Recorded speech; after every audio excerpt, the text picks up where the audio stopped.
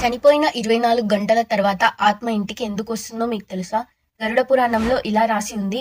ఒక వ్యక్తి చావు తర్వాత యమధర్మరాజు భటులు వచ్చి ఆత్మని యమలోకానికి తీసుకొని వెళ్తారు. తాను చేసిన కర్మలన్నీ చూపించి మళ్ళీ 24 గంటల తర్వాత ఆత్మని ఇంటి దగ్గర వదిలి వెళ్ళిపోతారు. ఆత్మ 13 రోజుల వరకు వాళ్ళ ఇంట్లో వాళ్ళ మధ్యలోనే తిరుగుతుంది. గట్టిగా అరుస్తుంది కూడా. కానీ ఎవరికి కూడా ఆత్మ గొంతు వినిపించదు. ఇక ఆత్మ గట్టిగా ఏడుస్తుంది. తన శరీరంలోకి వెళ్ళడానికి చాలా ప్రయత్నిస్తుంది. కానీ వెళ్ళలేకపోతుంది. 11, 12 రోజున ఆత్మకి పిండం పెడతారు. 13వ రోజున ఆత్మ యమలోకానికి బయలుదేరుతుంది. ఈ యాత్ర 1 సంవత్సరం వరకు ఉంటుంది. 11, 12 రోజున పెట్టిన పిండం ఆత్మకు 1 సంవత్సరం వరకు భోజనంగా ఉపయోగపడుతుంది. ఎవరికైతే పిండం పెట్టరో వాళ్ళని యమభటులు లాక్కొని తీసుకొని వెళ్తారు. కొన్ని రోజులకు దినం భోజనాలు పెడతారు కదా, ఆ భోజనాలు గనుక అప్పు చేసి పెడితే ఎప్పటికీ ఆ ఆత్మకి శాంతి దొరకదు. ఇదంతా గరుడ పురాణంలో రాసి ఉంది.